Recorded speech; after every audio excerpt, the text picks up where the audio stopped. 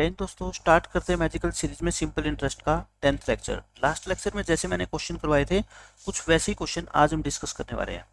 देखो इस क्वेश्चन में क्या कहता है, 8800 रुपीज इतने बन जाते हैं 4 साल में कुछ रेट परसेंट से। ठीक है, रेट ऑफ इंटरेस्ट कहता है अगर 3% ज़्यादा होती तो अमाउंट बताओ 7 साल के एंड में कितनी होती। पहले तो आप मेरे को ये बताओ, इस क्वेश्चन में दे रखा है कि 8800 रुपीज हमने जमा करवाए और वो 12,000 बन गए कितने साल में, 4 साल में। तो 4 साल का इंटरेस्ट कितना हो गया बताओ आप, 3200 रुपये हो गया। अगर 4 साल का इंटरेस्ट 3200 हो गया तो 1 साल का कितना हो गया, 800। आपसे 7 साल के एंड में पूछा है तो 7 साल का इंटरेस्ट कितना होएगा आपका, 5600। कहने का मतलब इतने आपने जमा करवाए थे, 5600 इंटरेस्ट हो जाता कब, अगर रेट होती कितनी, पहले जितनी, यानी कि कोई इंक्रीज ना होता। लेकिन रेट अगर 3% इंक्रीज होगी, इसका मतलब 7 सालों में 21% पैसा हमारे को फालतू और मिलेगा। और 21% किसका मिलता है, प्रिंसिपल का ही। तो यानी कि इसका 21% आप और निकाल दो, कितना होएगा 21 इंटू 88। 21 इंटू 88 आप करोगे तो 1848 रुपये फालतू और, तो ये 1848 रुपये इसमें और जोड़ दो। मेरे कहने का मतलब ये है कि क्वेश्चन को सिर्फ सोच के हम आसानी से सोल्व कर सकते हैं। ठीक है, तो ये कितना आ जाएगा आपका 16,248 रुपये। क्वेश्चन का आंसर आ गया। बच्चे पता नहीं कैसे कैसे मेथड इसके अंदर लगाएंगे, मैं कहता हूँ बस आप ये निकाल लो, ओरिजिनल रेट से अगर पैसा मिलता तो 7 साल के एंड में हमारे को इतना मिल जाता। अब रेट 3% बढ़ जाएगी, 7 साल में टोटल 21% एक्स्ट्रा और मिलेगा। 21% किसका निकालोगे, प्रिंसिपल का, वो ऐड कर दो, आपका आंसर आ जाएगा। ठीक है, अब इस क्वेश्चन में देखो, इसमें कहता है 1120 रुपये इतने हो जाते हैं 8 सालों में। तो यानी कि 1120 रुपये पिछले क्वेश्चन की तरह ही है, 1792 हो गए। तो इंटरेस्ट कितना मिल गया बताओ मेरे को 8 सालों में। 8 साल का जो इंटरेस्ट हो गया अपना वो कितना हो गया, 11 और 6 17, 670 रुपये हो गया है ना। 11 और 6 600 और 72, 672 रुपये हो गया। तो 1 साल का कितना हो गया, 8 8 64 84। आपसे पूछा है रेट अगर 4% कम होती तो 10 साल के एंड में। तो पहले तो मेरे को 10 साल का निकालना है, तो यानी कि 840। अगर मैं बात करूं, अगर रेट मेरी पहले जितनी रहती तो मेरे को इतना पैसा मिलता है ना 10 साल के एंड में। लेकिन रेट 4% कम होएगी तो 4% और 10 साल तक यानी कि 40% पैसा मेरे को कम मिलेगा। 40% किसका, 1120 का।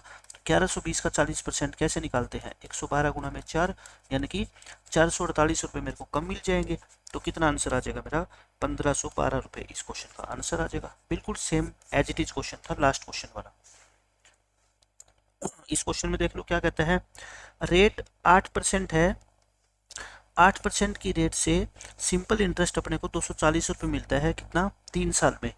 और रेट ऑफ इंटरेस्ट 5% ज़्यादा होती ना तो कितना इंटरेस्ट अपने को ज़्यादा मिलता, हाउ मच मोर इंटरेस्ट। पहले तो आप है ना प्रिंसिपल निकाल सकते हो। देखो 8% की रेट से 3 साल में 24% अपने को पैसा मिल गया ब्याज का, और पैसे कितने हैं 240। तो यानी कि 100% की वैल्यू कितनी आ गई, 1000।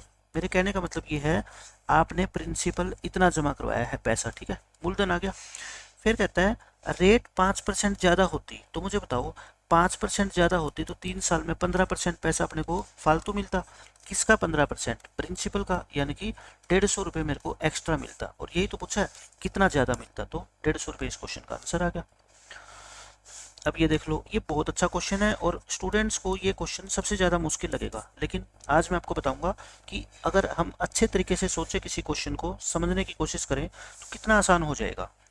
ये कहता है रेट बढ़ के 10.5% से 18% होगी। पिछले सारे क्वेश्चंस में क्या था, बस रेट के अंदर चेंज आ रहा था। ठीक है, लेकिन यहाँ पे रेट तो बढ़ी, साथ में टाइम ड्यूरेशन जो है ना वो 4.5 साल से 7 साल हो गई। मतलब पहले हमारे को 10.5 की रेट से इंटरेस्ट मिलता था और हमने पैसा जमा करवाया था बैंक में कितना, 4.5 ईयर के लिए।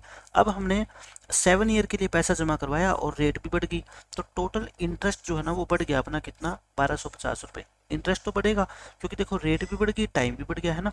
तो बताओ इंक्रीज्ड सिंपल इंटरेस्ट कितना है, यानी कि अंतिम साधारण ब्याज जो आज की डेट में हमारे को मिल रहा है। आप मेरे को बताओ 7 साल में 18% की रेट से हमें कितना पैसा मिलेगा, 126%, यानी कि अपने को 126% की वैल्यू निकालनी है। ठीक है, अच्छा मेरे को ये बता दो बस अब आप कि हमारा इंटरेस्ट जो ना इंक्रीज कितना हुआ है। आप ये कहोगे सर 126% अब मिल रहा है ना, पहले कितना मिलता है हमारे को, पहले मिलता 10.5%, यानी कि 21/2 कितने सालों के लिए, 9/2, यानी कि 189/4% मिलता, इसमें से 189/4% माइनस कर दो, एलसीएम लोगे तो कितना आएगा ये 315/4%, यानी कि इतने परसेंट इंटरेस्ट हमारा इंक्रीज हो गया। ठीक है, और ये वैल्यू किसके इक्वल है 1250 के, और हमें किसकी वैल्यू निकालनी है 126% की।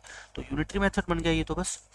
तो इसको 315/4 से डिवाइड कर दो और 126 से क्या कर दो मल्टीप्लाई कर दो, तो काटोगे इसका आंसर कितना आएगा आपका 2000 आ जाएगा। इस क्वेश्चन का 2000 पे करेक्ट आंसर है। ठीक है, तो अच्छा क्वेश्चन था, लेकिन मैंने आपको एक तरीका बताया कि सोच कैसे सकते हैं भाई। अब ब्याज मिलता है आपको इतना, पहले ब्याज मिलता है आपको इतना, इतने में से इतना माइनस कर दो तो ये इंक्रीज हो गया, इंक्रीज आपको पैसे में दे ही रखा है। ठीक है, और आपको ये निकालना है कि आज की डेट में हमारे को कितना ब्याज मिलता है, यानी कि 126% की वैल्यू निकालनी है, निकाल दी मैंने। ठीक है, इसी क्वेश्चन में ये 10.5 की जगह 10 होता और इसकी जगह 5 होता तो सीधा 50 हो जाता है ना।